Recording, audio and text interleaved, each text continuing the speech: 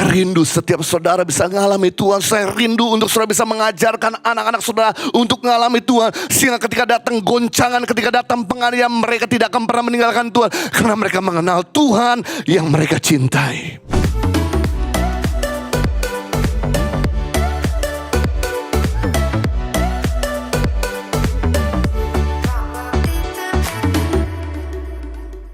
Demikian hal yang sama, Anda tidak akan pernah kenal Tuhan kalau Anda cuma hanya datang ke gereja 1 minggu 1 kali. Tapi Anda dalam hari-hari tidak pernah DM Tuhan, tidak pernah ngobrol sama Tuhan, tidak pernah mendengar perkataan Tuhan, dan tidak pernah melakukan firman-Nya. Kata mengenal berasal dari 2 bahasa. Yang pertama, bahasa Ibrani, yaitu yada, yang artinya mengenal karena hubungan intim seperti suami istri. Mengenal karena waktu yang terus disediakan seperti suami istri yang selalu lebih banyak daripada waktu dengan yang lain. Sehingga tidak ada jarak, sangat dekat.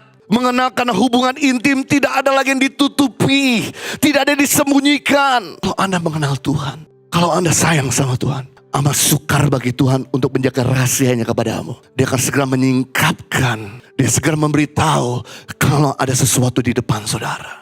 Kalau saya punya teman baik, amat sukar bagi teman baik saya untuk menjaga rahasia kepada saya. Dia akan segera expose, dia akan segera beritahu. Sama hal, waktu Anda mengenal Tuhan, maka Tuhan akan beritahu apapun yang akan terjadi di hari-hari depanmu. Kenapa sampai hari ini kita gak pernah bisa mendengar dan memahami maksud-maksud Tuhan dalam hidup kita? Karena kita tidak mengenal Dia. Kata mengenal yang kedua di dalam bahasa Yunani yang artinya ginosko. Mengenal yang didapatkan melalui pengalaman atau experimental knowledge. Mengenal Tuhan lewat pengalaman kebaikannya. Mengalami Tuhan karena penyertaannya. Mengalami Tuhan karena mujizatnya. Nah, ini yang saudara harus alami. Supaya ketika datang tekanan, datang masalah, Anda gak mudah mundur dan meninggalkan Tuhan. Petrus ketika menyangkal Yesus, dia pergi kembali ke kampungnya menjadi seorang penangkap ikan. Tapi apa yang dilakukan sama Yesus? Setelah dia bangkit dari kematian, Yesus cari Petrus dan merangkul Petrus kembali. Sehingga Petrus merasa pengalaman dikasihi, merasakan pengalaman diampuni, merasakan pengalaman diberi kesempatan oleh Tuhan. Sehingga akhirnya dia rela mati di salib terbalik. Saya rindu setiap saudara bisa mengalami Tuhan. Saya rindu untuk saudara bisa mengajarkan anak-anak saudara untuk mengalami Tuhan. Sehingga ketika datang goncangan, ketika datang penganiayaan, mereka tidak akan pernah meninggalkan Tuhan. Karena mereka mengenal Tuhan yang mereka cintai.